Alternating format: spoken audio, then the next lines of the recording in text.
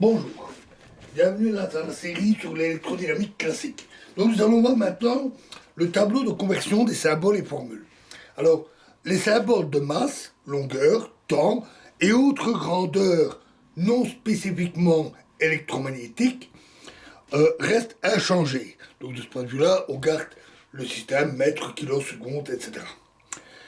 Pour convertir une équation une équation exprimée dans le système SI en son homologue dans le système de Gauss, on remplace les deux côtés de l'équation, les symboles figurant dans la colonne SI par les symboles correspondants situés à gauche dans le tableau que je vais donner dans la colonne de Gauss. La conversion inverse s'effectue de manière similaire. Il est toujours préférable de remplacer les puissances résiduelles de mu0 epsilon 0 par leur expression en fonction de la vitesse de la lumière. Rappelons que c carré fois mu0 epsilon 0 est égal à 1. Les symboles de longueur et de temps restant inchangés, je vais dans la mesure du possible regrouper les grandeurs qui ne diffèrent, d'un point de vue dimensionnel, qui ne diffèrent entre elles que par des puissances de la longueur ou du temps. Donc on va avoir les grandeurs,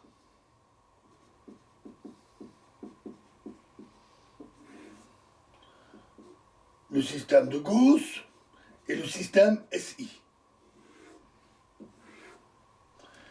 Alors, la vitesse de la lumière,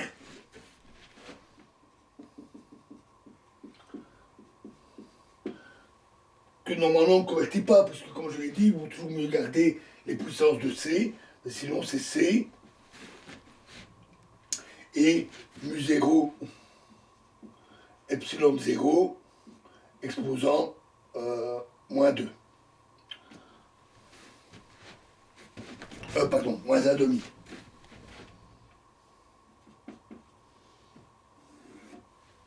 Sur racine carrée de mu0 epsilon 0. Ensuite, le champ électrique, ou le potentiel, ou la tension, c'est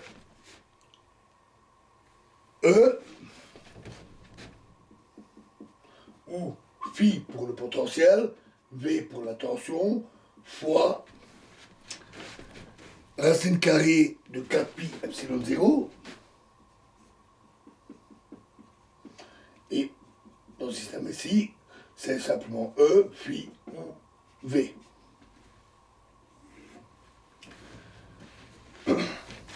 L'induction électrique,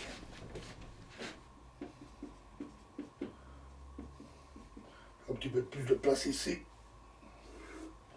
c'est plus facile. L'induction électrique, c'est racine epsilon 0 sur 4pi fois D, et là c'est simplement D. La densité de charge,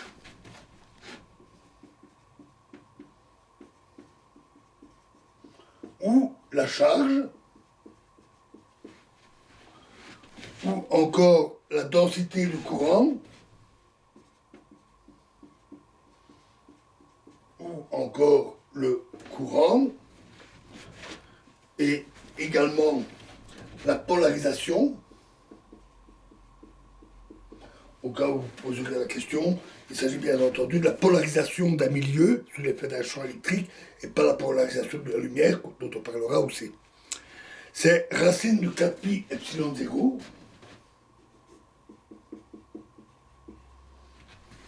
fois ρ, ou Q pour la charge, J pour la densité de courant, I pour le courant, ou P pour la polarisation. Et dans le système SI, c'est Rho, Q, J, I ou P.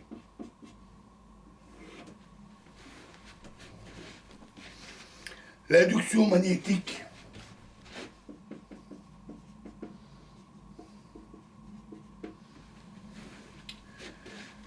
C'est racine de mu0 sur 4pi. mu0 en indice sur 4pi fois B et pour ici B. La magnétisation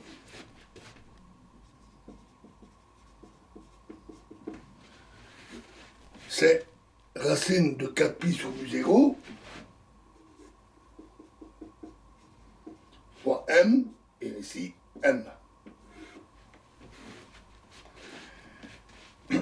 La conductivité électrique,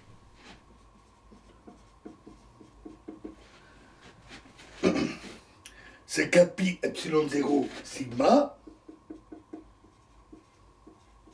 et sigma dans le SI. La constante diélectrique d'un milieu, c'est epsilon 0 epsilon et epsilon dans le SI. La perméabilité magnétique, c'est mu0 mu ou mu dans le système SI. La résistance électrique, ou l'impédance en courant alternatif, c'est R ou Z pour l'impédance divisé par 4pi epsilon 0 et dans le système SI, c'est R ou Z.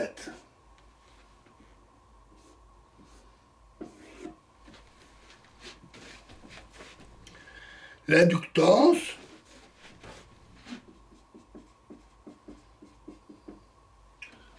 magnétique, c'est L sur 4pi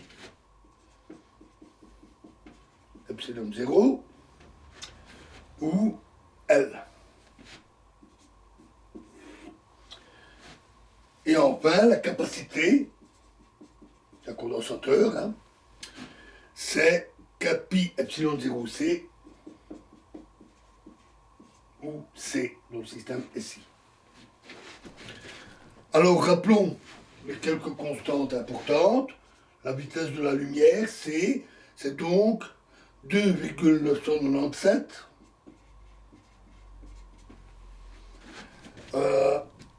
504 924,58 fois 10 exposant 8 mètres par seconde. Epsilon 0, la perméabilité magnétique du vide, c'est 8,854 1879.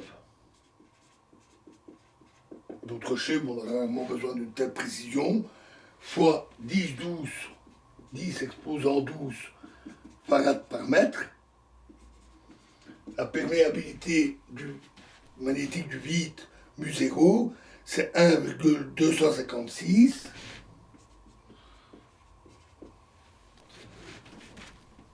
63,70,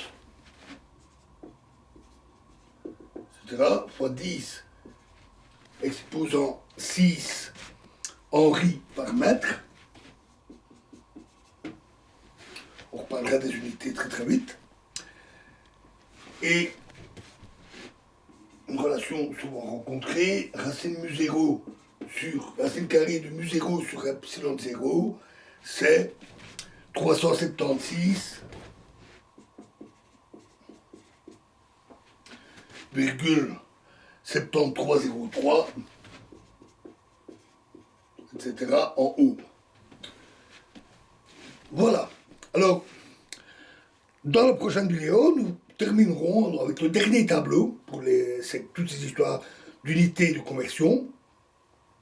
Nous parlerons du tableau de conversion des unités, proprement dit des unités physiques. Je vous remercie.